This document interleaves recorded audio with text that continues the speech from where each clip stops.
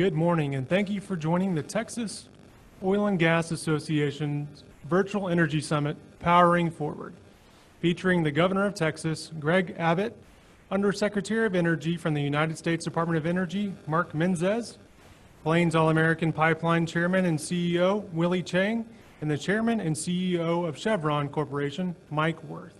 Today's moderator is the President of the Texas Oil and Gas Association, Todd Staples. We thank TXOGA 2020 event sponsors, Concha Resources, PDC Energy, Oventive, Valero Energy, and the Port of Corpus Christi. Now we'll turn the program over to TXOGA President Todd Staples. Good morning and welcome to Powering Forward, a live discussion of our energy future and how Texas is positioned to continue its strong role of energy leadership for our country and our world. The men and women who work in this dynamic oil and natural gas industry literally make modern life possible. It is no exaggeration that oil and natural gas are the building blocks for countless products our family use every day. Essentials like medicines, contact lenses, heart valves, electronics, sports equipment, and yes, even electric cars, solar panels, and wind turbines require oil and natural gas for the creation of their components. In a nutshell, oil and natural gas make the essentials possible, and they are indispensable to our world. The success of this industry in the Lone Star State was the key driver that elevated the United States to become the world's top oil and natural gas producer.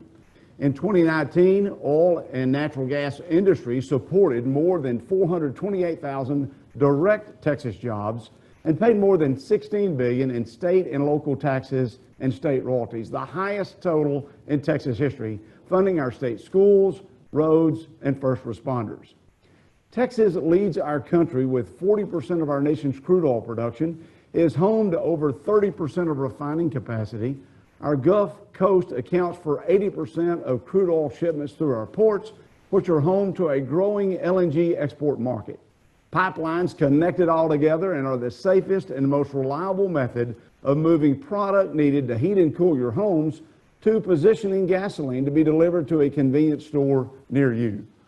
Oil and natural gas companies are pioneering breakthrough technologies to capture, use, and store carbon dioxide and other innovations such as optical gas imaging cameras and drones, cloud computing, robotics, artificial intelligence, virtual reality, and more. And thanks to the expanded use of natural gas in power generation, energy-related CO2 emissions in the U.S. are near 20-year lows, and methane emissions from oil and natural gas systems are down 23% since 1990, all pre-COVID. Just this past month, the Texas Methane and Flaring Coalition released meaningful recommendations that will reduce flaring and methane emissions in our state even further. Industry is committed to environmental progress, and these investments are working. But as we all know, growth is not guaranteed. On January 1st, 2020, there were 670 rigs operating in the United States with over 400 in Texas. And we were all watching and wondering what new records will be achieved for this year. Well, as of last week, U.S. rig counts had plummeted to 253 and Texas to 104. The ensuing job and financial losses have been staggering.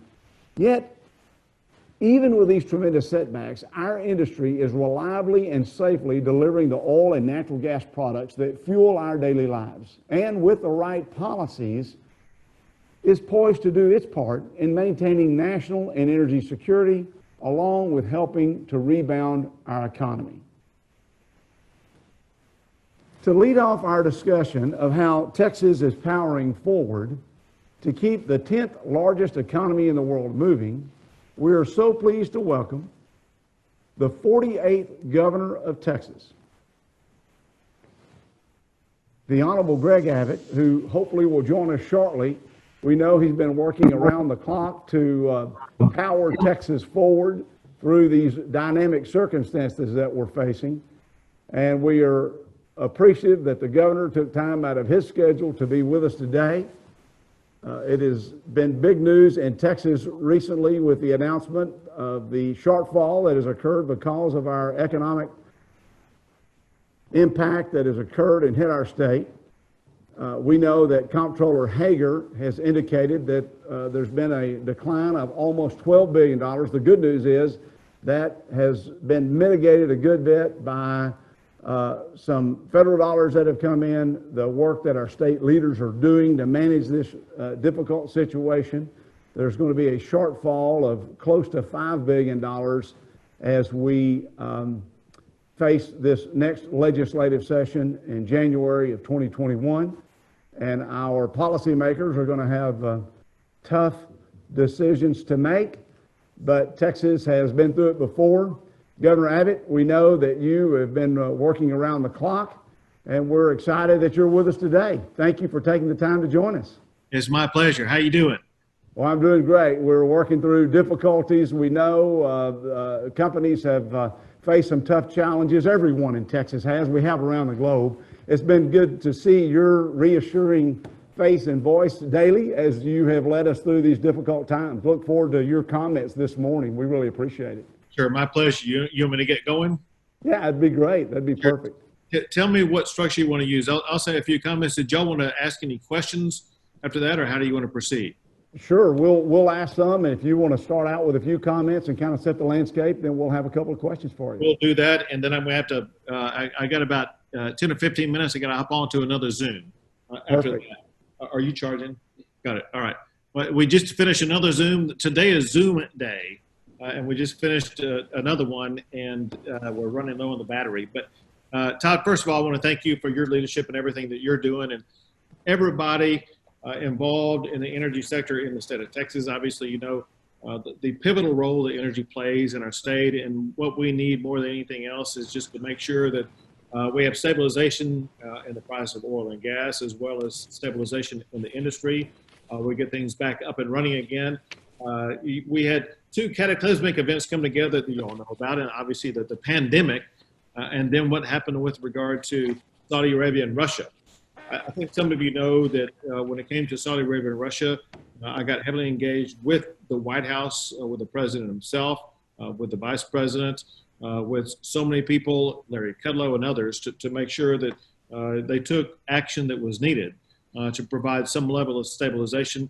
The president and his team, they fully understand the importance of energy to the employment level, to the economy, to the future of the United States. And so they will continue to do whatever they can. The other thing that we need, obviously, is in order to increase the production of oil and gas, in order to have stabilization in the price of oil and gas, that's going to require more people using energy. And what is needed to have more people using energy is going to be a stabilization of the pandemic. And as a result, I spent about 90% of 7 days a week working on trying to stabilize the pandemic in the state of Texas as well as elsewhere.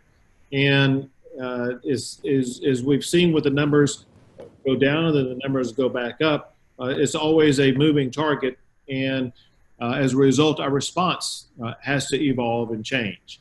And that's why we talked about when we opened up that there were certain protocols in place for everybody to follow, and that everybody does follow those protocols, it would lead to a containment of the spread of COVID-19. The fact of the matter is, when we opened up, the numbers were so low in the state of Texas, I think a lot of people thought, well, we really don't have to worry about COVID in our state. And they gathered together, whether it were in bar settings or other close-up settings. There were graduations taking place with a lot of parties taking place. There are party boats and large events, all kinds of things taking place that led to the transmission of COVID-19 to lead us into the position that we're in today. One thing that we find is that the more people see that there is an increased spread in COVID-19, the more that people learn about how many people are hospitalized, the way that so many hospital beds are being occupied by patients who have COVID.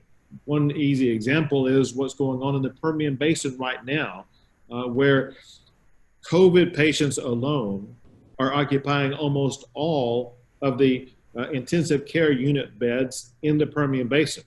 That gets people's attention and makes them realize they have to take this very serious.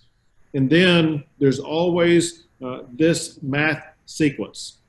First, you have people testing positive. Second, you have people hospitalized. Third, the more people are hospitalized, you see that lead to an increase in deaths. One thing a lot of Texans said early on is this isn't really a problem because no one is dying from it. And now we've seen an average over the past week of well over 100 people losing their lives a day. And I think people are coming to grips with the reality of this pandemic, and that is it's here. It's not going away anytime soon because there are no medications for people to take at this point in time that will lead to a reduction in the transmission or a reduction in people getting COVID. And until we have the medications, it will be up to all of us to make sure that we take responsibility for the types of strategies that will lead to a reduction in the transmission. And hence, that's part of the reasoning behind people wearing masks. There was a study that came out of the University of North Texas Health Science Center yesterday showing that the adoption of people wearing masks 3 weeks ago has directly led to a reduction in the number of people getting COVID-19 in Dallas County, and Tarrant County, and Collin County, and Denton County.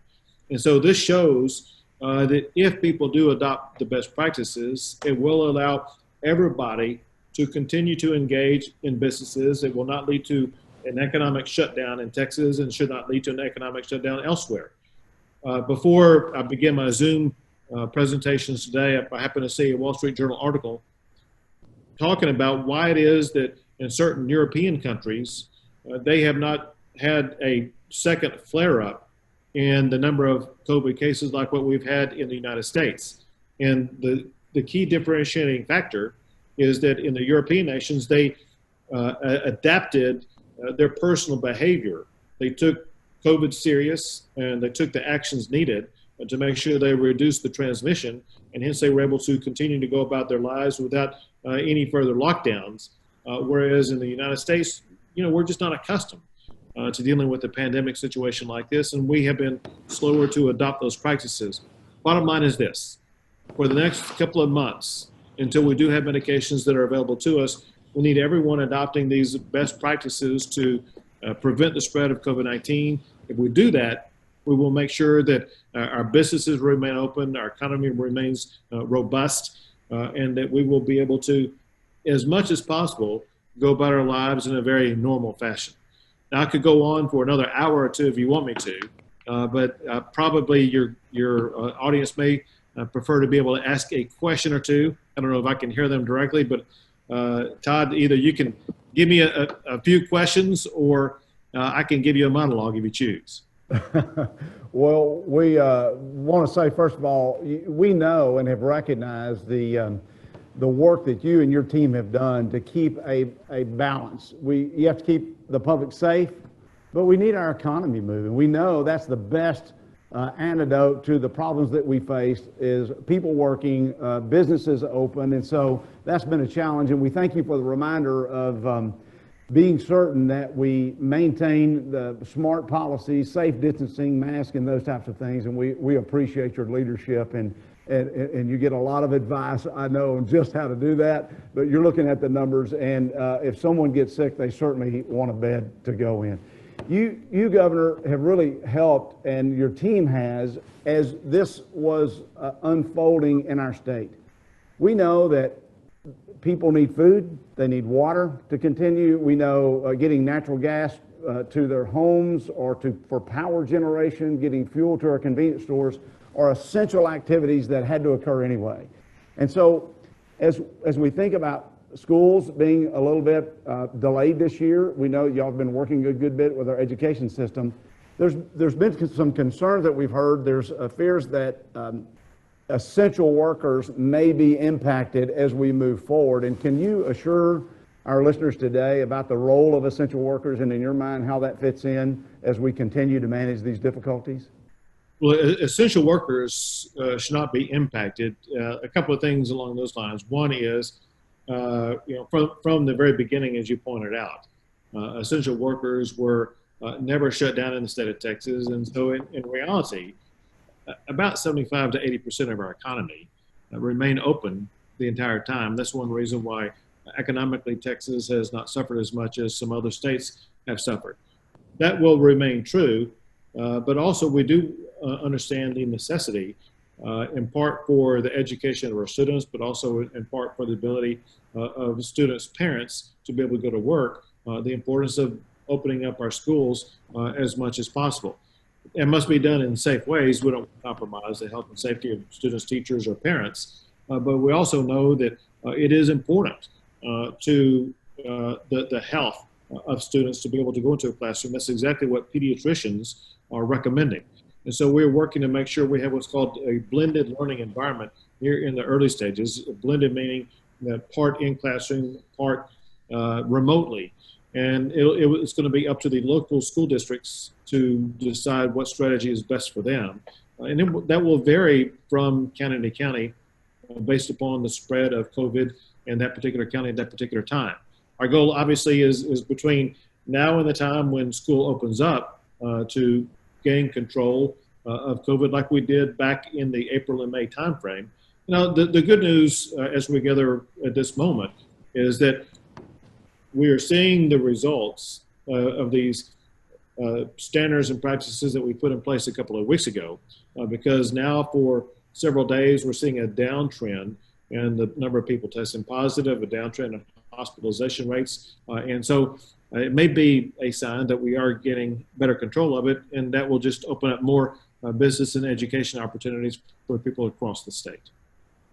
Well, we certainly hope that's the case and those trends continue that way. We are so grateful that you're with us today.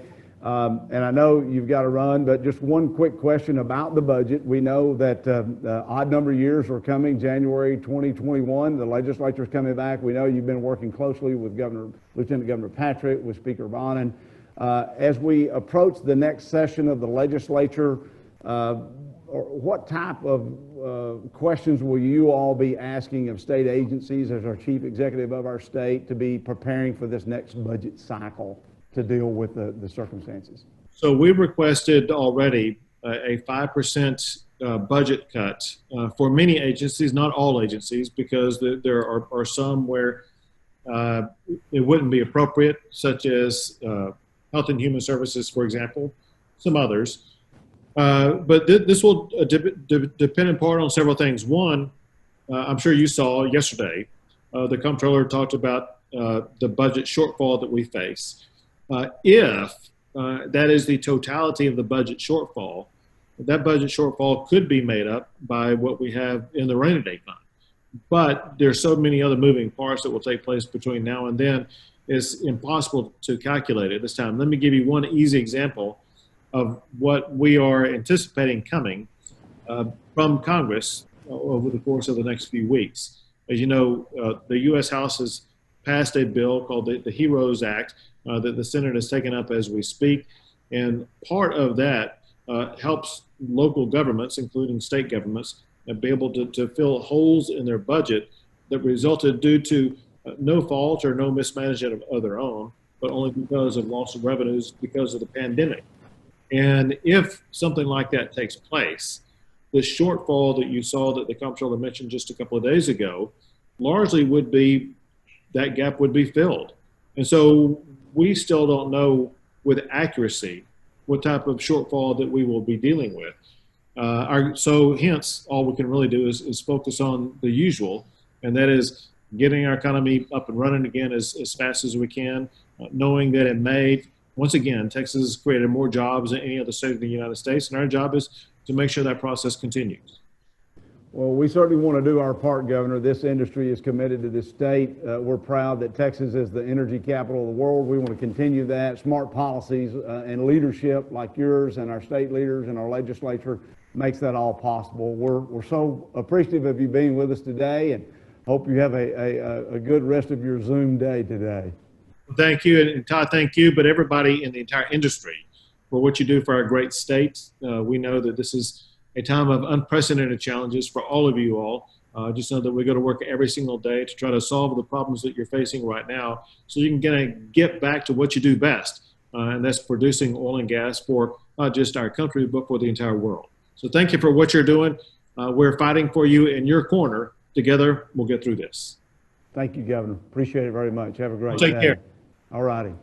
Ladies and gentlemen, Governor Abbott's team has, and the governor has responded every step of the way as we have managed through this difficult situation. We're so glad to have him here with us today. In our next session, we would like to focus on maintaining a strong, healthy, and competitive energy sector. To answer the question of how do we keep America's energy sector strong and competitive, we're delighted to have a globally recognized leader, the Undersecretary for Energy, the Honorable Mark Menezes, here with us today. Mr. Undersecretary, the Department of Energy is important to Texas. Both you and the Secretary have visited our state many, many times. We're pleased that you're joining us today, and we look forward to your opening comments. Well, thank you, Todd, for that kind introduction and for your leadership of the Texas Oil and Gas Association during this very challenging time. As we just heard the governor give his report on the state of affairs in Texas regarding COVID. I think his remarks were both sobering but very inspirational, knowing that together we will get through this. So I'm pleased to join you today for this important discussion on how we can power the oil and gas industry forward as we go through and emerge from the pall of this pandemic. To be sure, every industry and sector of our economy is affected by the virus, but the oil and gas industry in particular is experiencing a demand disruption unlike anything in recent memory. Of course, there are those who never let a crisis go to waste, and who are already asserting that we should abandon this vital industry altogether. These naysayers simply do not realize, or they do not want to admit, the critical role oil and gas plays in ensuring affordable and reliable energy, advancing our energy and national security, and strengthening communities all across the Lone Star State through billions of dollars of tax and royalty payments that support critical services like healthcare and education. So clearly, oil and gas must have a place in our nation's energy future. And so the question before us today is, what should we do to power oil and gas forward in the post-COVID economy? To me, to my colleagues here at the department, and to the Trump administration, the answer is actually very simple. We need to stick with what works. We must remain committed to the policies that unleashed American energy dominance and independence prior to COVID arriving on our shores. We must continue to provide an economic climate of certainty that supports private sector innovation and investment. It means a pro-growth tax structure and incentives to pursue new technologies.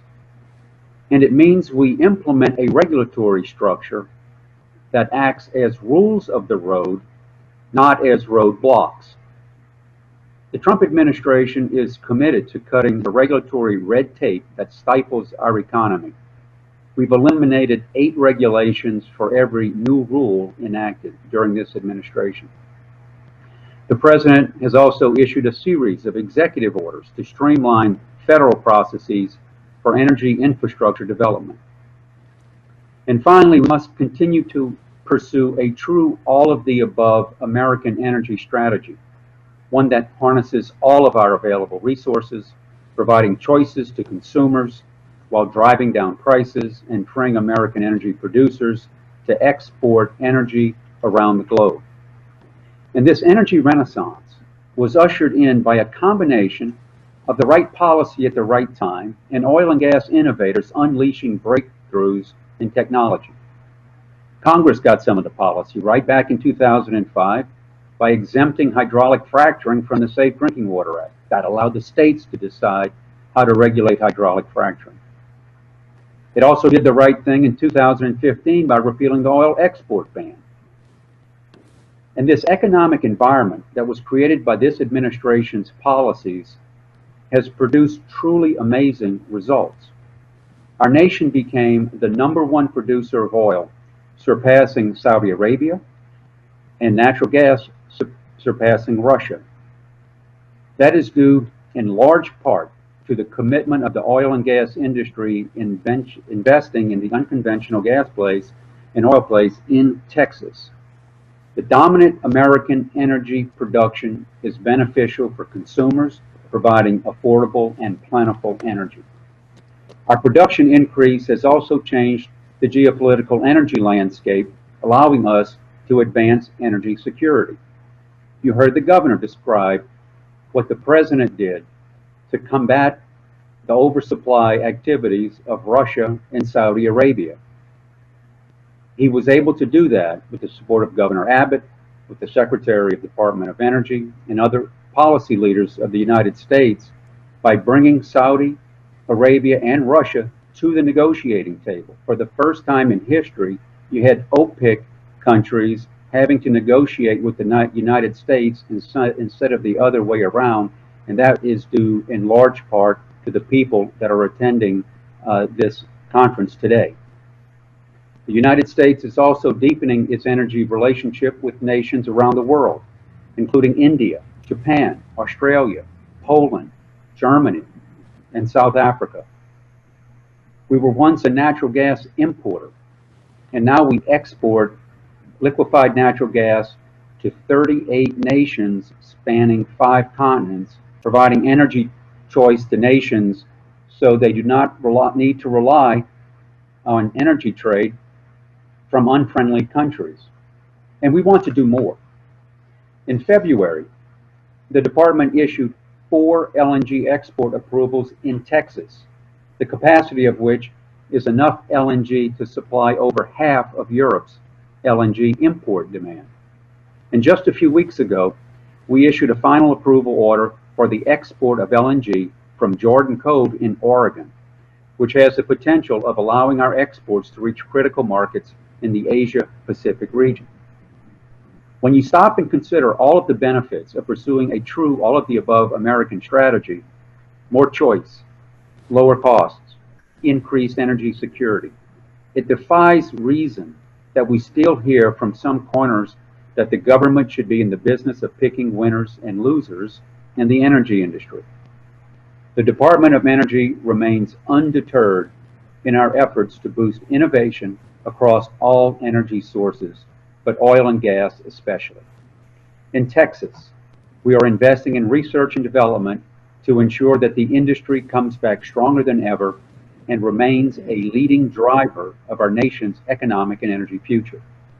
Our suite of field laboratory projects around the state are addressing basin-specific technical and scientific challenges to advance more efficient production and increase the recovery of unconventional oil and gas resources. The department's critical Bryan Mound and Big Hill Strategic Petroleum Reserve sites in Texas are also an important part of DOE's industry support. Recently, the SPRO, as we call them, received the last of the roughly 21.3 million barrels awarded for storage, which was a positive signal for the crude oil markets. Acting on President Trump's orders to purchase additional crude and deliver a return for the American taxpayer, DOE purchased 126,000 barrels of crude from an energy trading company working with small and mid-sized U.S. producers. The department is also working to improve our capabilities in carbon capture, utilization, and storage, which will play a key role in the future of power generation both at home and abroad. CCUS technology is part of our larger mission to not only reduce emissions and make our environment cleaner, but to use that CO2 in enhanced oil recovery. And just as our innovation drove our energy production to new heights, so too has innovation in emission reductions achieved remarkable results. The United States has shown the entire world that you do not have to choose between a robust economy with high levels of energy production or reducing emissions.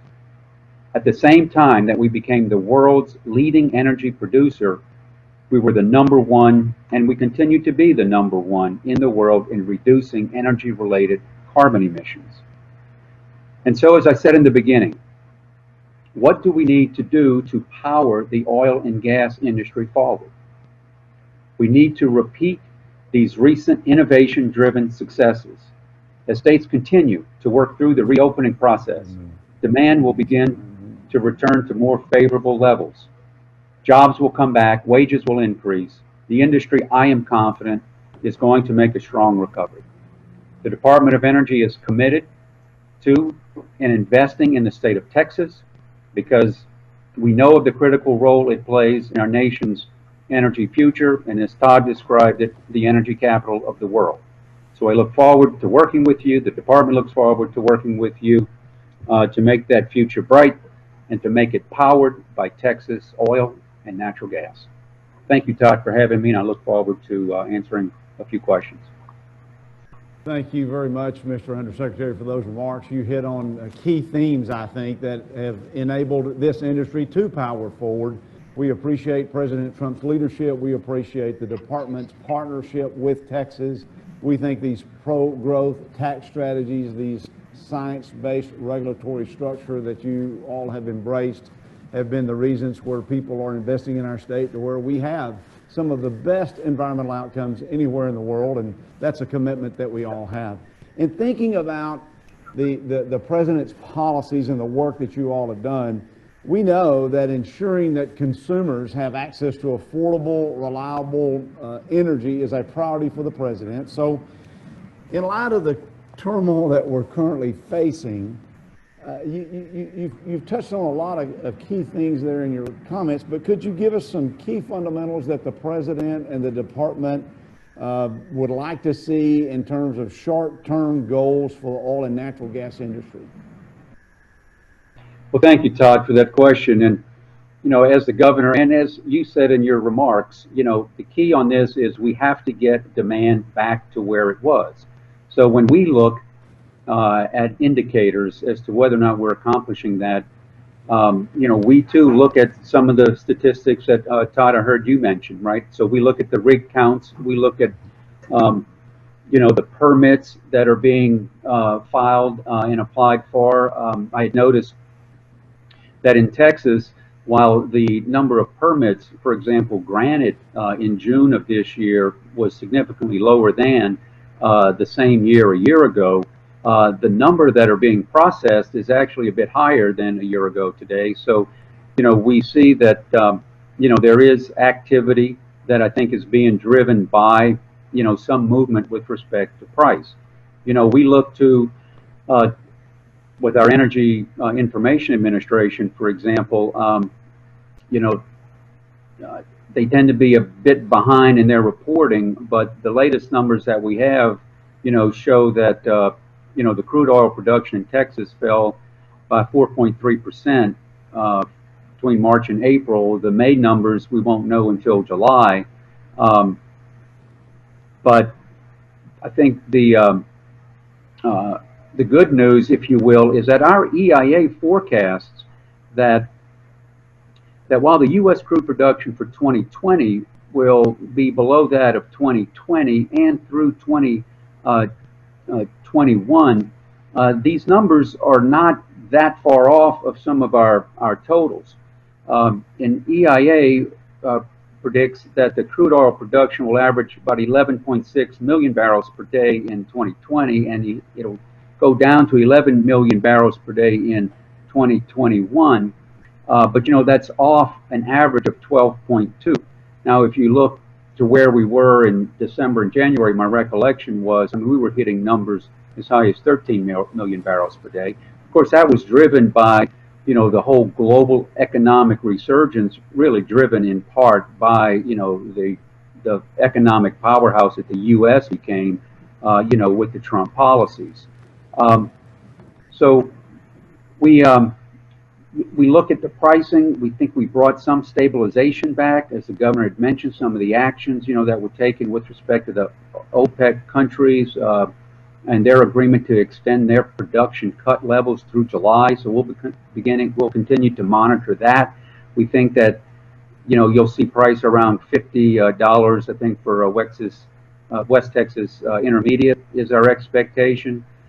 So this is sort of what we see, I think, over the next 2 years, Todd, that we continue to look at. And, you know, we have conversations with the White House on a regular basis on these production numbers. I think, again, just when you look at what the refiners are looking at, they have seen their gasoline demand drop, significantly back, during the height of the lockdowns, dropping by almost 50, by a significant amount. And then, as you all know, with the limited flying, the demand for jet fuel really dropped by 50%. So we know that the flights are flying again. We see an uptick in the jet fuel usage, and we see gasoline coming back. So again, we know we're going to get through this. We, as the governor and as you, Todd, have mentioned, it's all about getting demand back up. And so we're making sure that we have in place the policies so that when we come back, the industry can pick up where it left off.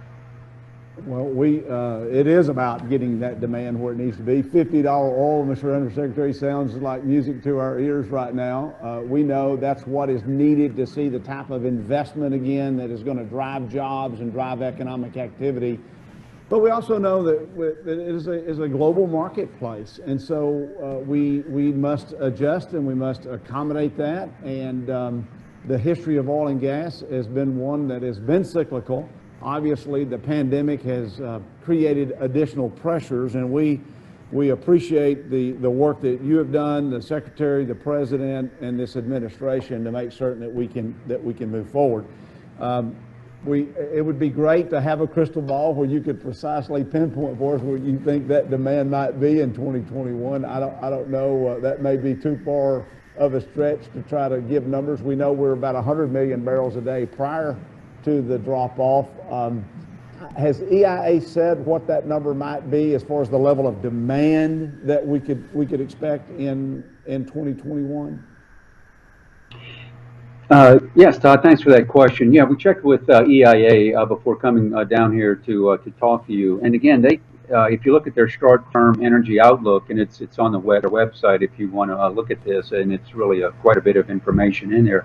They are fairly optimistic. We need to keep this in the perspective. The folks that are attending today took the biggest hit because, again, the unconventional play in Permian Basin and elsewhere, came in and met that increased demand of roughly about 10 million barrels per day.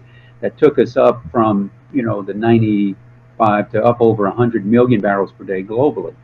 So EIA, in that short-term energy outlook, is forecasting the consumption demand, the global demand, will average about 92.9 billion barrels per day in 2020. So that's down, by 8.1 if you hold it at around that 100 million barrels per day.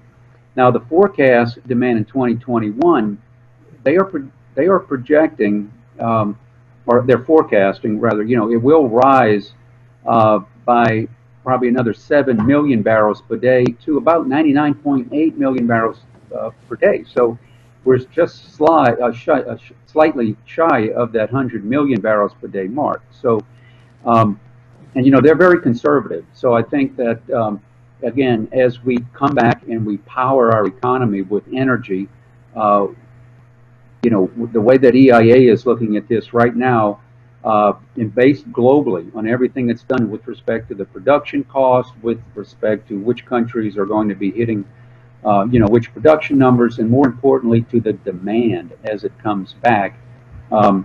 It's I wouldn't say they're bullish, but they're not nearly as grim as it might feel at this point in time. Well, that's good news, and it's kind of similar to what Governor Abbott mentioned. There's really a lot of economic activity that is occurring, even despite what we are seeing, and so that means more demand, and that means a more robust economy, because oil and gas is still the heartbeat, I think, of the Texas economy and plays such a big role in our nation. We've got time, Mr. Undersecretary, for one last question. I want to get in here before we lose you today. But, as I think about our state, obviously, Texans we love our independence. We know that Americans do as well. In thinking about our philosophy, it seems to me that this love of independence carries over to energy independence to some extent. So do you feel that misinterpretations of energy independence might have fueled discussions of tariff on imported crude? And if you could take that even a step further, and elaborate how would a tariff impact the industry and consumers, and should this even be an option for lawmakers to be looking at right now? Thank you, Todd. I mean, you're right. The term energy independence, is frequently misunderstood. But the fact of the matter is, now the U.S.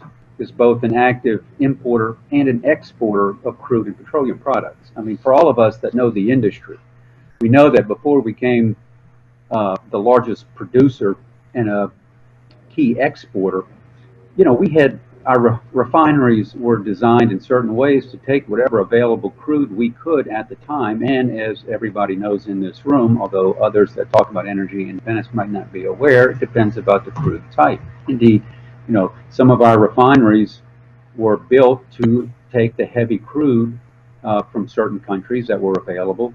While you might not be as keenly sensitive to this fact, in Texas, certainly in our Midwest area, they import a lot from Canada. Canada is our largest trading partner, and energy is the largest thing that we trade with them. So we would take that from Canada. Now, does that mean that we're not independent? Of course not. It now means that we can continue to choose to take this oil from our friendly allies and partners. But we can also use the domestic production to take the place of certain other types of crude. So if you look historically, for example, at the amount that we would import from Saudi Arabia, over the years it's been diminishing. Why? Because of the domestic energy crude production is similar to that type of crude. So I think, again, I think that for those of us that know the business, we know what we mean when we talk about energy independence. It doesn't mean that we have to use 100% of everything that is produced. And indeed, we have found, as the governor described, it's certainly beneficial if the U.S. can be such an exporter in such amounts that you really can change the geopolitical landscape across the globe. And that's when history is going to be rewritten about this. This is what they're going to say. We're no longer dependent on the OPEC producers, and folks in this room are a key cause for that. Regarding tariffs, I mean, tariffs, like all different options, I mean, are always discussed as an option. Different administrations take different views on it. Tariffs, you need to again, be careful about, only because, as I've said, some of our refineries in the country, take imported oil. And again, there's not really anything wrong with that. All these refineries can use a sweet lighter crude. Of course, it wouldn't be operating at the efficiencies. So, we would be asking the refineries to make a huge investment, to do that.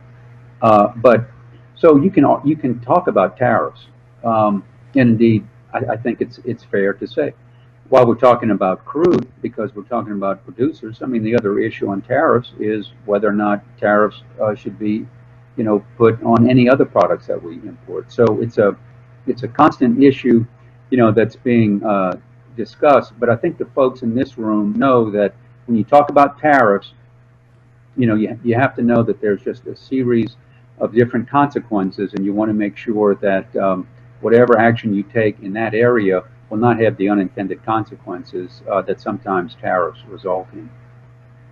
Well, thank you for that. Those are important elements for us to think about. We know that lighter grade crudes produce more gasoline, and that's one thing we don't really need that much of more right now in these particular circumstances, is more gasoline. We are fiercely independent. We know that domestic production leads to national security, and we appreciate you, sir, the Secretary, the President, the administration, for always making certain that we are going to promote American interests, but also to recognize that we celebrate the fact that we are now an exporter of crude and refined product and LNG all across the globe. And so trade is always on our minds as we think about this global marketplace that we live in. Mr. Undersecretary, we appreciate you being with us today and look forward to when you can visit in person next time. I look forward to it, Todd, and thank you very much for having me. Thank you, sir. Ladies and gentlemen, in this next session, we want to focus in on just what is the current status of infrastructure and its role in securing our energy future. To answer this question and more, we are so very pleased today to have with us a dynamic leader in our nation and in our industry, Mr. Willie Chang, Chairman and Chief Executive Officer of Plains All American Pipeline. Willie, we're so glad that you could be with us today. We appreciate you being here and look forward to having a dialogue this morning. Thanks, Todd. I appreciate being asked to speak. I'm impressed. My sources tell me that you have over 700 people and growing as far as attendees, so it's great to be with all of our colleagues in the industry talking about important matters that we have. Well, I think they're interested in the insight that you will be sharing along with our other speakers, and I think the public understands the importance of this industry in enabling us to rebound. And as we think about rebounding, infrastructure, to me, is key to that. When I think, Willie, about pipelines, I think about oil and gas highways. I think about it's how consumers have energy to their homes.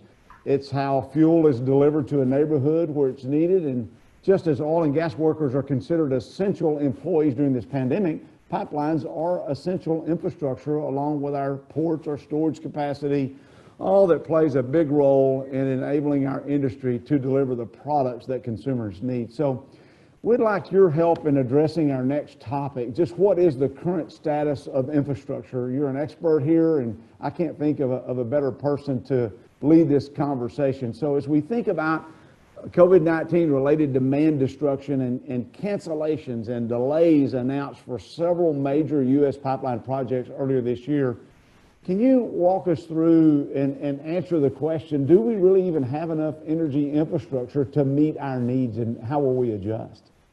Sure. Let me give you, and the colleagues on the call, let me give you a brief overview of Plains, just so you can see the perspective of my comments.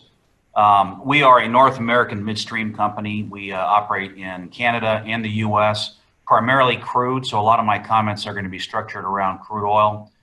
We also handle NGLs up in Canada, and we've got some NGL terminals here. We've got a lot of pipe. We've got storage tanks.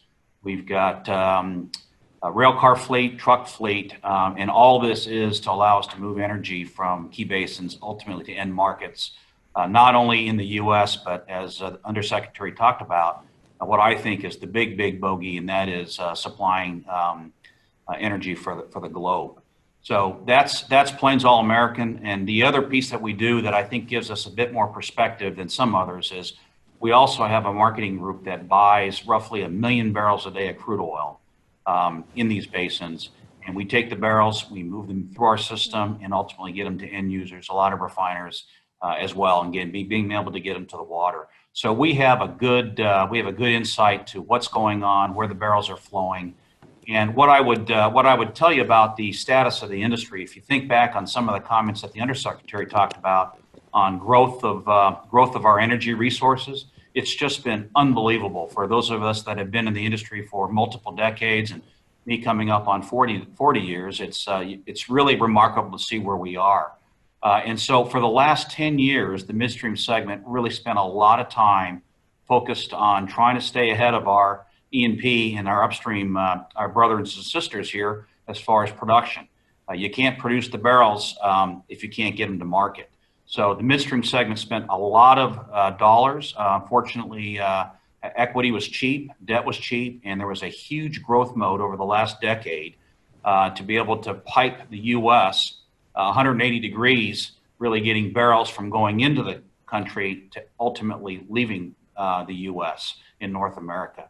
And so the question that you asked about what's the status of the industry, I would tell you that the midstream segment's done a good job of staying ahead of the production curve. Not perfect, but we've been able to put enough infrastructure in right now. This is crude oil pipelines, NGLs, natural gas, to really accommodate the significant growth. And when you think about growth, in the late 2005 to 2010, U.S. crude production was in the 5 million barrels a day range. And you heard the Undersecretary talk about pushing 13 million in the last segment here. So a lot has been done. A lot of pipes have been built. There's been a healthy competition on a lot of the long haul pipes.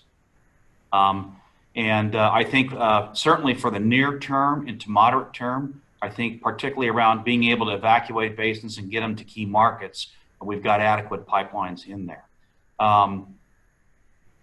As we think about our business, I didn't mention this, but I think many know that over half of our business is in Texas, Plains All American. We move a lot of barrels and we touch a lot of barrels in the Permian Basin. When I think about the Permian Basin growing from 1 million barrels a day not that long ago now to 4.7 million barrels a day ending 2019, that's a remarkable step change. And the way we think about it is there's gathering systems that take barrels from the lease over to key hubs. We call it intra-basin pipelines that take it from the hubs, then to take long-haul takeaway pipeline hubs, and then the long-haul takeaway pipelines as well.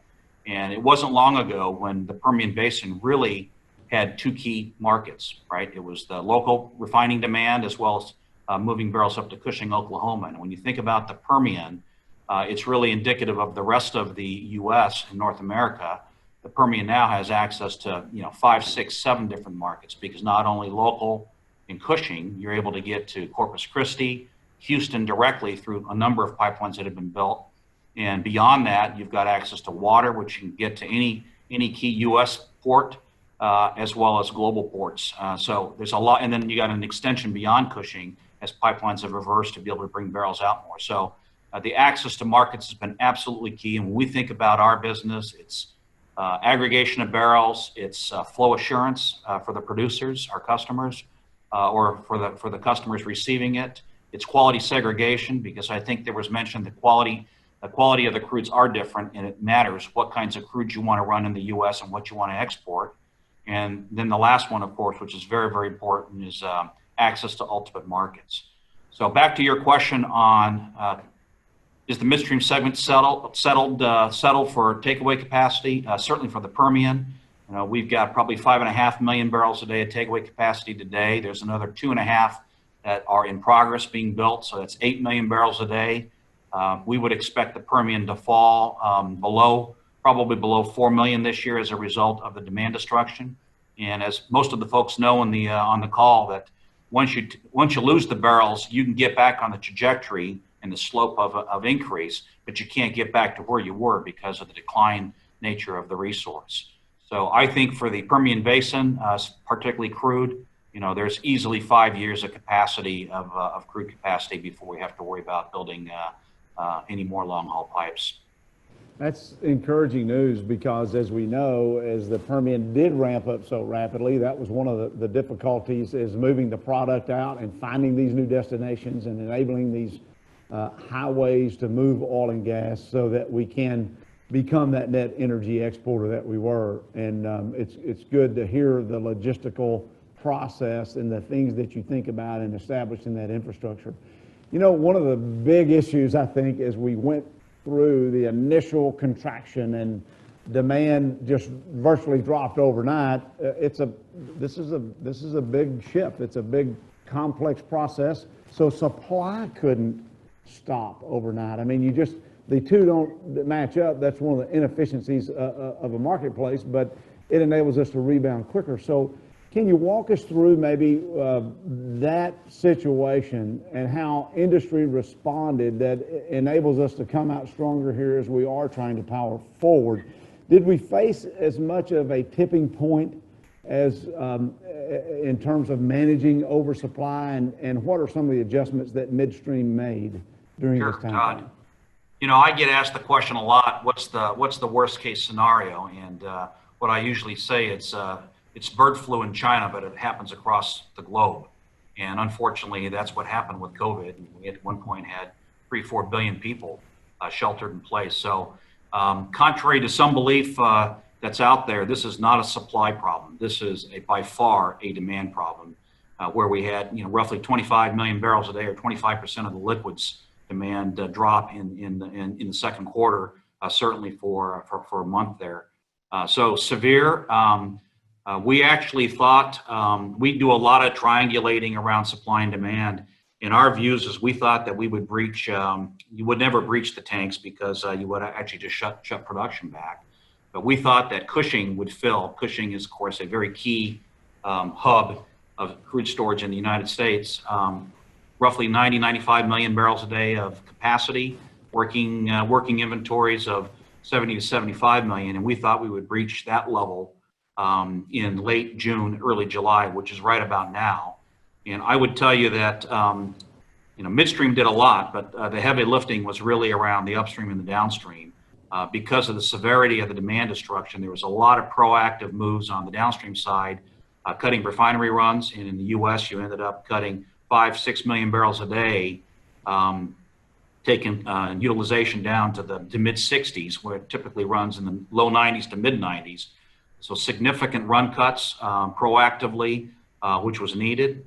And the other thing that you saw was the upstream segment as well was very proactive in cutting barrels back, not only not drilling, cutting rigs, but actually shutting production in, not working completions. And that was all done in a market that was moving away from us. And as most of the folks saw in the month of May, pricing fell fell down. We had one day that was actually negative. And I think that helped stimulate some of the proactive moves when you think ahead about producing into that weak market. So because of the refinery shutting back and production cutting significantly, we were actually fortunate in that we didn't reach full capacity at Cushing, and that included, now there was a lot of tanks that were filled up. I can tell you from the midstream segment, certainly what our company was doing was how do we help our customers get barrels to staging places. Every tank we had was filled, every pipe we had was filled. We actually considered line filling pipes on a line that we were starting up, as well as a line that we were doing some work on. And as the undersecretary said, there was just over 20 million barrels that was put into the Strategic Petroleum Reserve. So we were able to avoid it. Actually, crude prices have come back a little stronger than we had expected, sitting around the $40 range for WTI. And I think because of the proactive actions of everyone that was out there, in some senses, in an environment that we had to act on, we were able to avoid filling up capacity. Now that doesn't mean there's not a lot of floating crude around the world. You take 25 million barrels a day off for a month, 750 million barrels of surplus, and you tack on the additional barrels on each side of that month, and there's easily 1 billion barrels of excess inventory that has to get worked off, which is where the supply side of the equation will work as far as the trajectory of the de-inventoring of that inventory. But quite a significant event in the world, certainly the worst I've ever seen. But now production's coming back a little bit, as we see in our system, and hopefully we don't have any more hot spots, and we can kind of continue the demand trajectory upwards. That's what we're hoping for, is to keep that moving forward. And every segment of the industry did respond in a very rapid manner, as you described. And I just have to compliment the ingenuity of everyone coming together to work through this crisis that we're still not out of completely, but we're certainly looks better today than it did a couple of months ago. I think one of the reasons, Willie, that probably the industry was able to work through this is because we have in our country and in our state a stable regulatory environment. We have certainty that enables you to make these types of business decisions. As I think about that, I think there are well-meaning policymakers. Sometimes they put forth policy ideas that are intended to help, but they could actually put an industry at risk.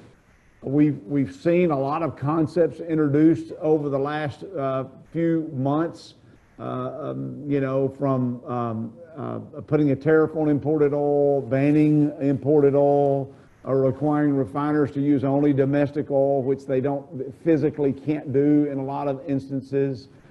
We've heard about instituting artificial limits on oil and gas production and so on. And so another area, though, that has arisen just in the past few weeks, it seems like, I know it's been ongoing, but it's kind of surfaced, are recent court cases that have impacted several major U.S. energy infrastructure projects. This is alarming to me, and I'd like to hear your perspective on infrastructure operations, some of these policy ideas, and maybe what these court cases will mean to investment in the climate of uncertainty that we live in today.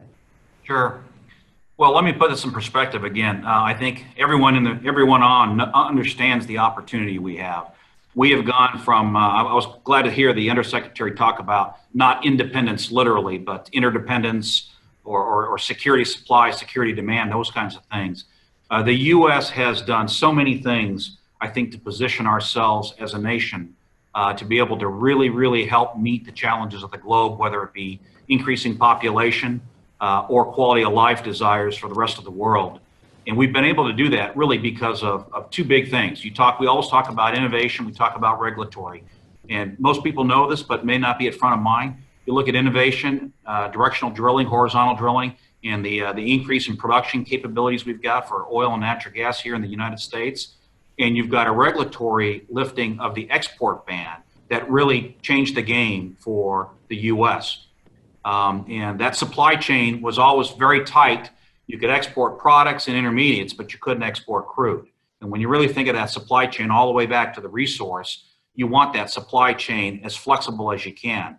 And I've been, a lot of times people talk about the export ban would raise oil prices in the U.S. and actually does the exact opposite, because it allows us to put more crude oil in the world market, which then increases the supply, which takes the level of the, I won't say ocean, because that global climate warming will get into the language there, but it raises it raises the supply in the world, and it actually will help lower prices for all of the U.S.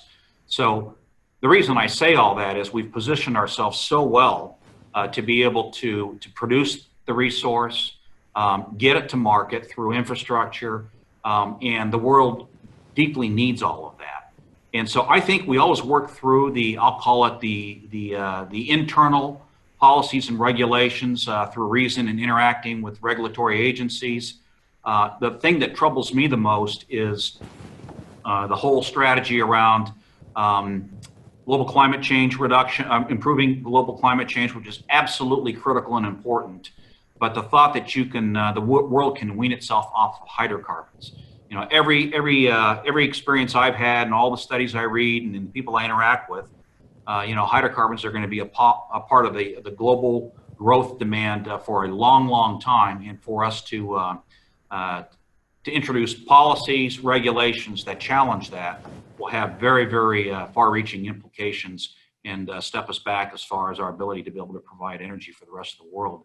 So I hope that we have a big election coming up, and there's a lot of topics that are out there. We all need to be part of that discussion.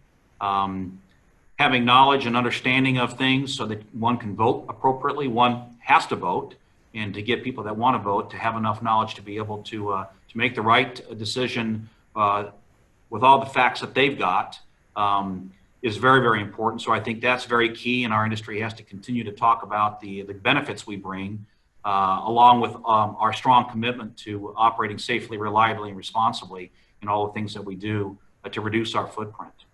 So we are all watching one significant pipeline issue that's going on right now.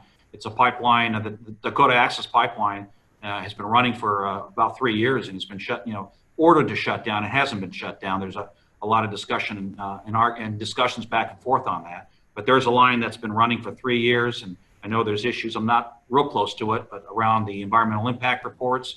But it's run safely and responsibly, and to think that we would jeopardize the opportunity to have that line run is troubling, because again, as we all know, we need regulatory and policy certainty around trade, around regulations and how we do things.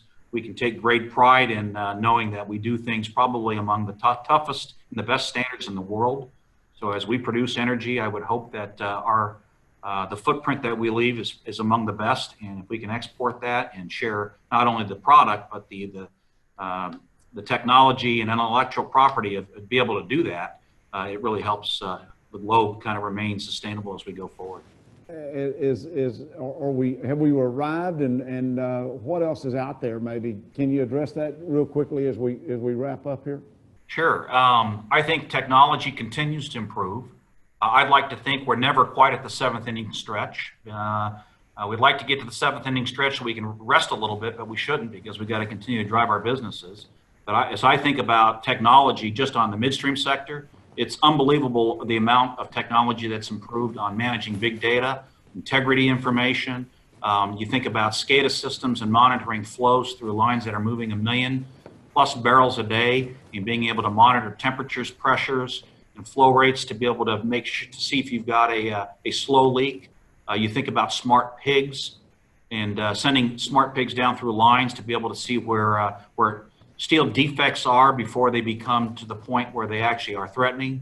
Those are all things that are all in progress right now. The one thing I will say is as technology improves, it's very, very important to work with our regulatory agencies, work with them to advance regulations so that we don't end up with an unintended consequence where you've got a tool that can go through your body, for example, and see more, but you have regulations that say if you see something, you've got to do something. So we certainly wouldn't want to see a slight thinning of an artery result in open heart surgery right away. It's a continuous monitoring. With technology, we're able to do that better. Well, thank you for that, and I know the industry continues to embrace that, and it's good to see that this innovative solutions will help continue to reduce greenhouse gas emissions and take on the challenges that consumers have questions about today. In wrapping up, Willie, energy demand is what is that demand level going to be? Where are we in terms of peak energy demand? I've heard you comment before on America and the amount of energy that we use. Can you in wrapping up with us today, can you kind of touch on your perspective about the drivers of demand and where we may be here in the future? Sure. I'll go back to one of the comments I made. If you think about the global population sitting around 7.5 billion people, ultimately growing to 10 billion, that's a lot of people to support. In energy fuels goodness and survival, not only quality of life, but bringing people out of poverty and not having running water, sewer, or power. So that's important. The statistic that I use a lot is these are rough numbers. So the people that want to go Google and check the exact numbers, I'll qualify that these are illustrative, but I think it's a very, very impactful comment or statistic. The U.S. has got roughly 300 million people and uses 20 million barrels a day. And if you go to Asia, and I'll just pull out China and India, between the two is about 3 billion. So that's 10 times the people. They're using 20 million barrels a day, and I'm talking about liquid, crude oil and liquids only. But they're using 1/10 of the volumes that we're using. And so as I think about supporting more population, improve quality of life, which means better education, all the good things that come with that. If Asia is able to just literally lift themselves 10% on quality of life versus ours, I could argue that we probably are a little too intensive in some of our use. But another 20 million barrels a day, back to that 100 million barrel day number that we were talking about earlier, I mean, it moves the needle, which means that you need all sources of energy, not only just crude. Natural gas is a big, big key for the global improvement of climate because it's got lower carbon content. Call it freedom gas, taking and replacing coal with natural gas fired power plants. And then we can't forget about conservation and efficiency, which ultimately comes with changes of behaviors. So we in the U.S. have gotten we're very fortunate. We've gotten very blessed to be able to live a big life as far as our energy footprints, and it will come with a change in behavior as we think about how do we live with smaller cars, smaller homes, perhaps public transportation, and less moving around. So those are some of the dynamics I see, and why it's so important that our industry continue to be engaged in what we do, because we truly do feel the quality of life, not just where we sit, but ultimately for the rest of the world. Well, thank you so much for your insightful comments today. You are a real leader for our industry and our nation, and we're thankful that you spent time with us, and thankful for your thoughtful ideas to help move this industry forward, because the consumers are the real winners when they have affordable and reliable energy that this industry provides. Thank you for joining us today. Really appreciate it. Thank you, Todd. Take care. Same to you. Have a great week.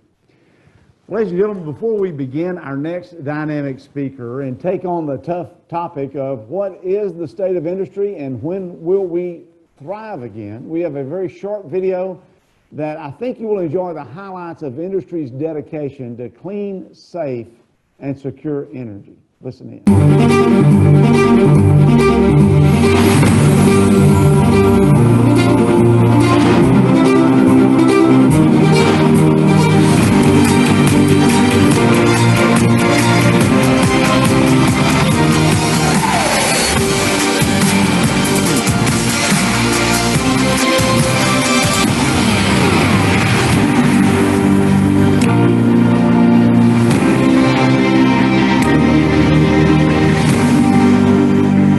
Pipelines truly are the safest mode of transportation for oil and natural gas.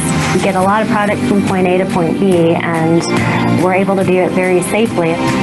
He's been able to get this plastic so thin and so light. When I put it on, it just feels normal. And I can swing it perfectly fine from hip to knee, and it just works great.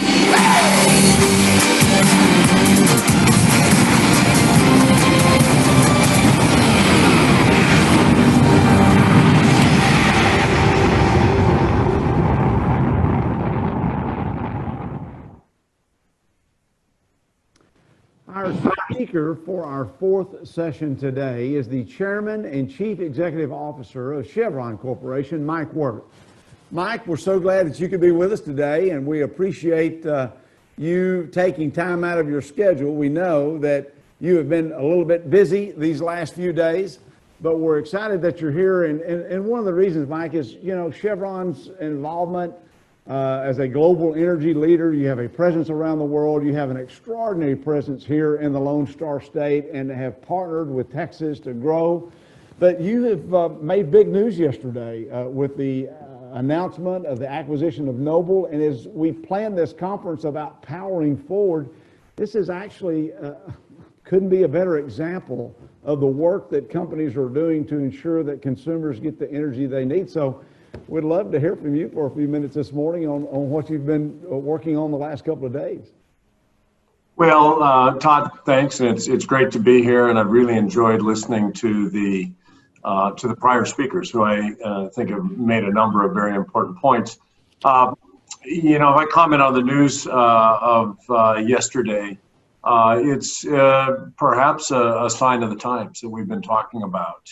The industry is feeling the pressure of the pandemic, as the governor mentioned, and yet at the same time, we're looking to meet these challenges of the future, as we heard from the secretary and from Willie, and we're looking to do it better. So we were in a position with a strong balance sheet, a low break even, to look for opportunities to work with others in the industry to strengthen our ability to weather the uncertain times that we're in today, and also set ourselves up to be an even stronger supplier of energy into the future. And so the discussions with Noble Energy allowed us to bring the two companies together. We think it's a nice fit. It's good for the shareholders of both companies. They've got some really fine assets and terrific people, and we think as part of our company, we can offer the balance sheet strength to support those assets through a tough period of time, opportunities for their people, as we have a very large global footprint and need talented people to continue to move into the future. And certainly, you know, the shareholders of both companies will benefit from that as well. So, you know, we see deals like this come sometimes when the industry is under these kinds of pressure, and you know, we've worked hard on this. We look forward to working closely with Noble in the coming weeks and months to get this through the approval process and ultimately to integrate the organizations. And how long of a process do you anticipate that will be before this formally would occur in the transfer of assets? Yeah, it's pretty straightforward from a regulatory standpoint, and so we anticipate a closing probably in the fourth quarter, hopefully early in the fourth quarter of this year. Great. Well, we know Noble has some fantastic assets in Texas. We're certain that they align with Chevron's assets as well, and look forward to this new phase for you all, and congratulations to you. Thank you. You know, this is an example of an outcome of that may or may not have occurred with the pandemic that's occurring. We know that in any market disruption, there are temporary changes, and then there might be long-term changes. As we think about the last downturn, we know technological advances made a difference in the production volumes for our state. The Permian Basin is talked about all over the world for its prolific reserves, what it's going to mean for energy security for our country. And thinking about the lasting impacts, though, of this pandemic, can you share with us maybe your thoughts about how you can best forecast what some of these lasting impacts might be in a post-COVID-19 world? And maybe, is the oil and gas sector going to look differently than it does today? Well, I think the best place to start thinking about this is where Willie finished up, and that is, we've got 7.5 billion people on the planet. By 2040, that number will be more like 9 billion, and as you get a little further out, it'll pass 10 billion.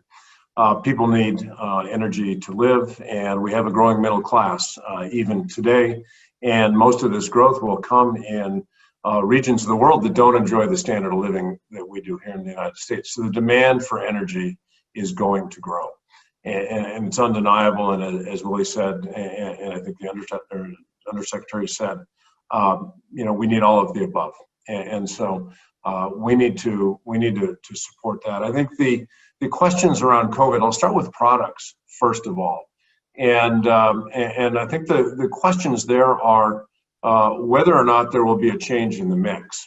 We talked earlier today about the fact that aviation demand is off significantly.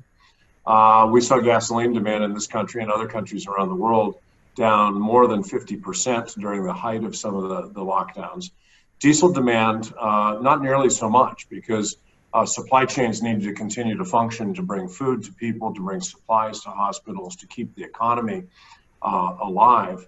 And so diesel demand was off much less. As we've seen the shelter-in-place orders lifted in different parts of the world, diesel demand has recovered a little bit, but it never really came off that much. Gasoline demand has come back significantly, and aviation fuels not so much, as there's still a reluctance on the part of many people to get onto airplanes. Regional flights coming back more rapidly than the longer haul international flights. And so the question, a lot of us are working from home. I'm at my home today. People have discovered that we can work in different models. And so there are questions about public transportation. Will people get on a bus or a train or even in a taxi or an Uber, not knowing who was in that seat just a few minutes earlier and with concerns about their health? Will people choose to work more from home? Will they drive their car rather than take public transit? So a lot of behavioral changes right now that I think we're in the middle of, and it's difficult to say with certainty how that settles out in the long of time. I think if we see a successful response to the virus and truly effective vaccines that ultimately can create immunity in the population around the world, this becomes like other viral diseases that we've seen and that we understand, and we accept the fact that they're unlikely to affect our lives. I think people go back to what I would call relatively normal patterns. There may be some changes. I think work will be more flexible. I think business travel will probably be less, because I think people realize that they can be effective without necessarily flying halfway across the country or around the world, for that matter, to do something they could do in a more efficient way. But the fundamental drivers of demand growth, I think, will remain intact. And certainly our view is that while there's a dip right now, the longer term demand trend is still up, and particularly driven by the countries that Willie was talking about. Emerging economies in Asia is the single biggest driver. I think if you come back to the upstream side of the business, what we saw last time around, and I spent a lot of time in the Middle East, where people thought that the price collapse we saw in 14 might kill off the shale industry. And in fact, it made the shale industry better. People got innovative, they get creative, technology evolved. We've talked about a lot of these things already. And so low prices stimulated advances in efficiency, in productivity of assets and application of technology. And I think, history says, tough times don't last, but tough people do. I think businesses will adapt and get even better in this environment. And so I think, while it's very painful right now, and I don't want to minimize the pain at a human level, I think the industry actually will emerge stronger. We may see some more of these consolidations where companies can find different ways to work together, but I think it will stimulate innovation, and so I continue to be optimistic about the long term, even as I'm realistic that the near term is likely to be a bit uneven, and I've described it as choppy until we see the economy really find firm footing. So it's clear that while price is important, it's not the only variable or metric that we need to look at the health of the industry. And operationally, this industry has modified, has changed, and embraced technology. As we think about the operational changes that you have embraced, and it's been phenomenal to see the growth, the industry is also part of a debate about environmental sustainability. The industry is very much engaged in a conversation about climate progress. We know there's an increasing appetite among consumers and investors for alternative fuels. So can you share with us and elaborate a little bit? Do these attitudes consider, I always think about the massive infrastructure to meet the energy demands that we have today.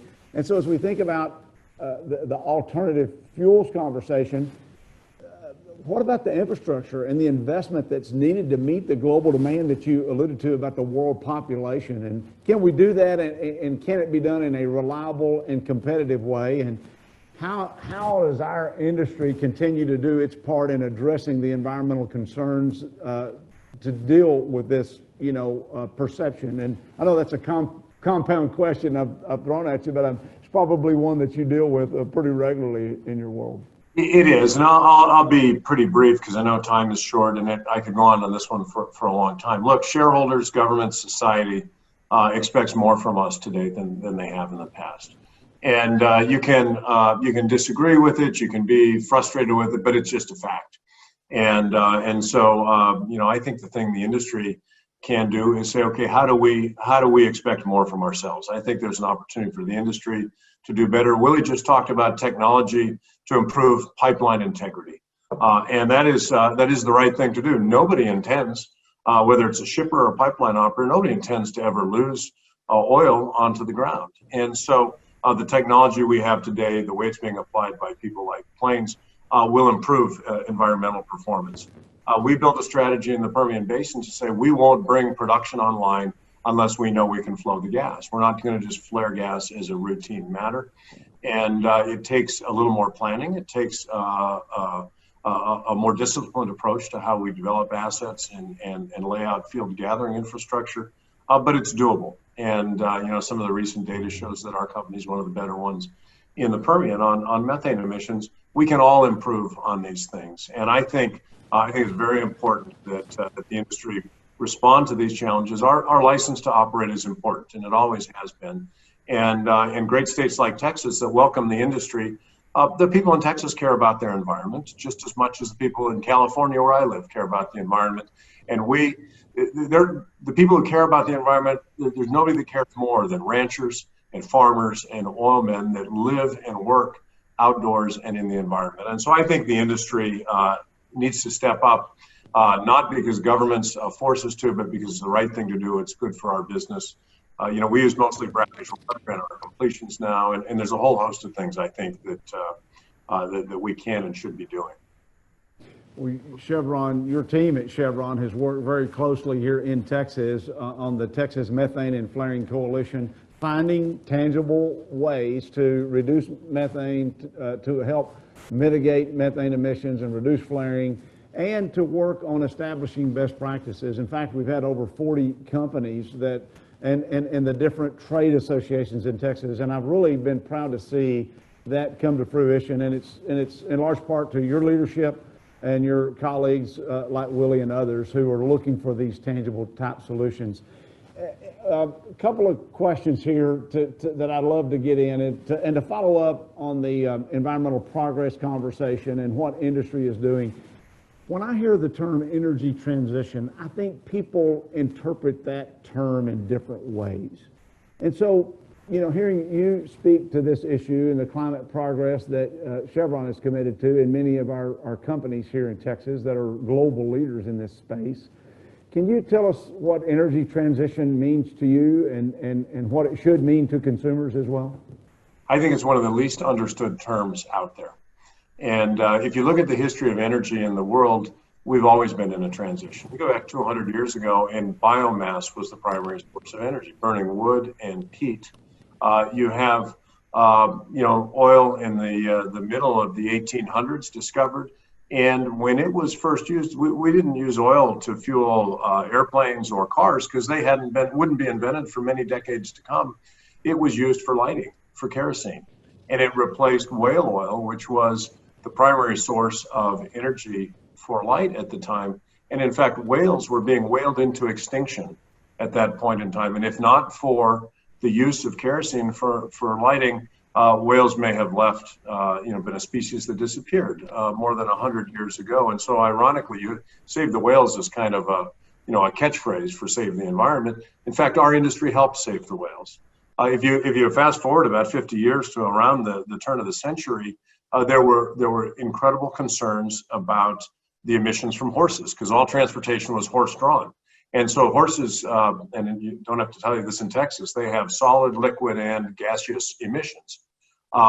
This was a real problem in places like New York, where sanitation was suffering from the consequences. In fact, there was a conference about the Great Manure Crisis of 1894, and the projections were that London would be under 9 feet of horse manure by 1950. Of course, that didn't happen either because Henry Ford and innovation and technology came up with the horseless carriage, and we then have modern transportation as we see it today. And so you can go forward and you can see all these forms of energy come into the system. They respond to society and customer needs at the time. They respond to expectations for protecting the environment, and it's innovation, it's technology, it's markets that combine to solve these problems. And so as we look today at the concerns about climate and greenhouse gas emissions, it's the same kinds of innovation, the same confidence in markets, and the ability for people to rise to the challenge that I think will respond to that. It doesn't mean the end of oil and gas. We'll find ways to make oil and gas more efficient, more environmentally benign, and it will be a part of the mix, just as biomass and coal are still enormous parts of the mix today and have never really gone down in terms of absolute consumption. So it's a topic that's fascinating. I'd love to talk about it at length, but I do know we're getting short on time, Todd. So, but it's misunderstood. That's the headline.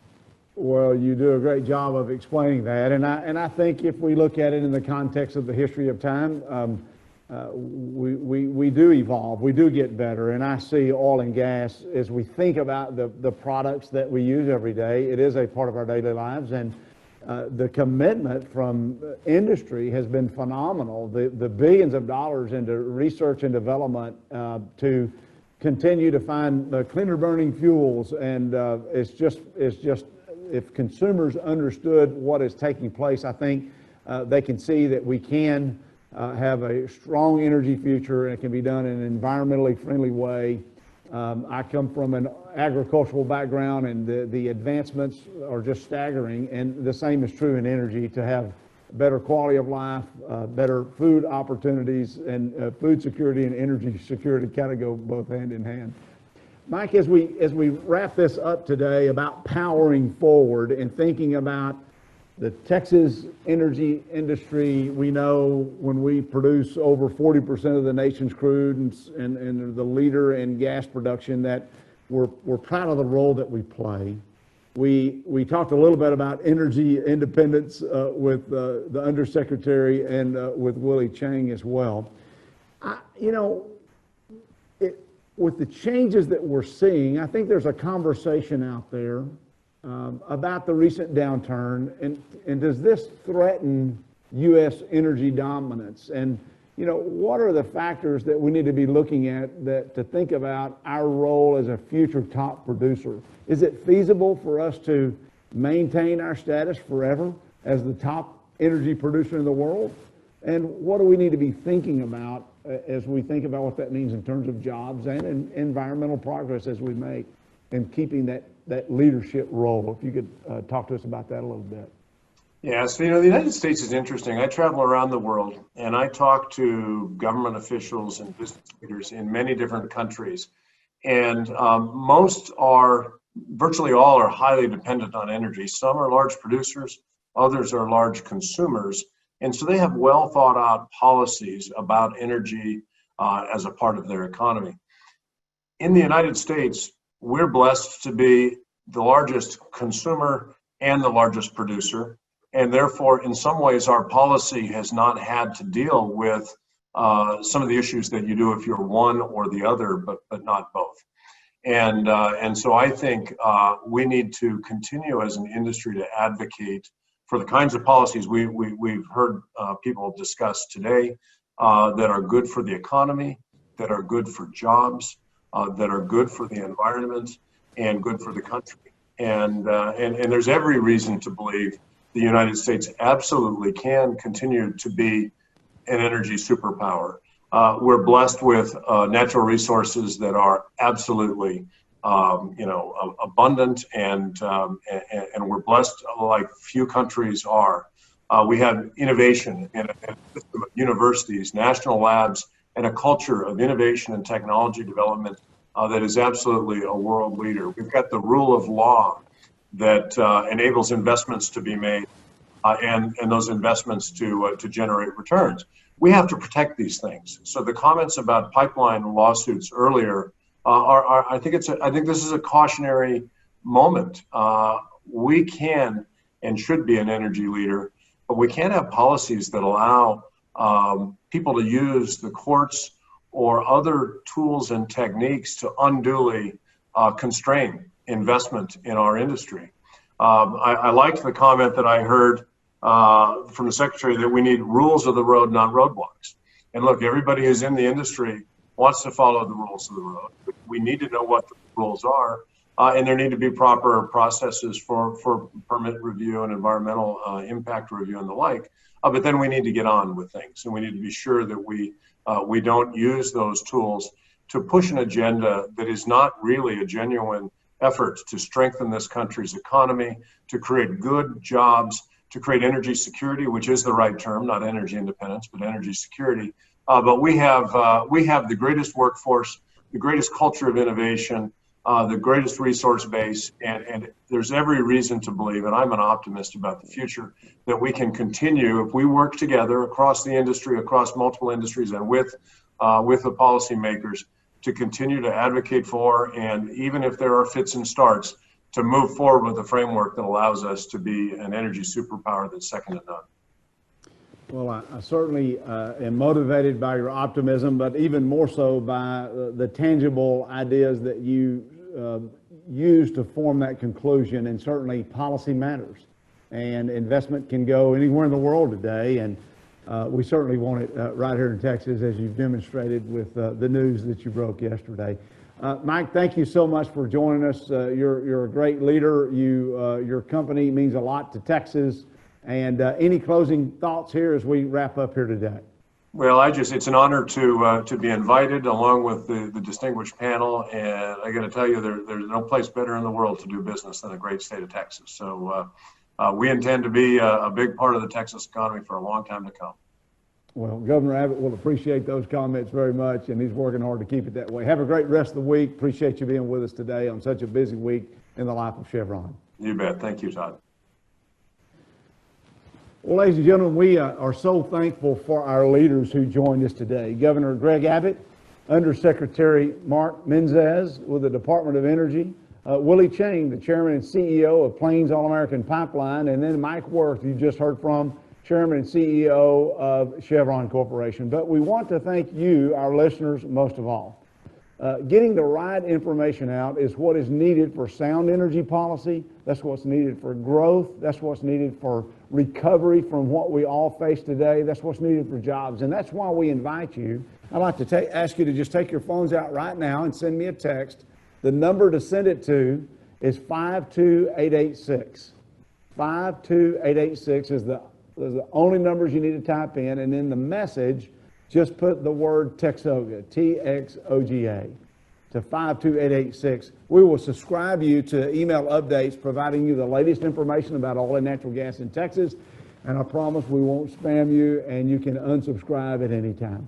To close today, we have a short video about the very key to success in the energy world. That's the men and women who make it happen. Thank you for tuning in. We want you to have a great week. What does it mean to be an employee of the energy industry? It means hard work, dedication, and ingenuity.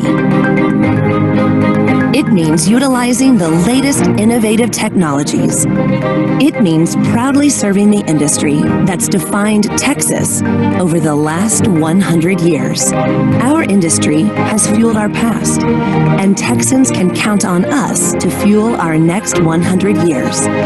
We work because we care about Texas, our nation, and our world. And we're committed to building a better future. Excellence is our standard. Safety, security, and science are at our core. Over 100 years of excellence, ingenuity, and innovation. And we are always looking for ways to improve. Because this is our economy, our environment, and our future too.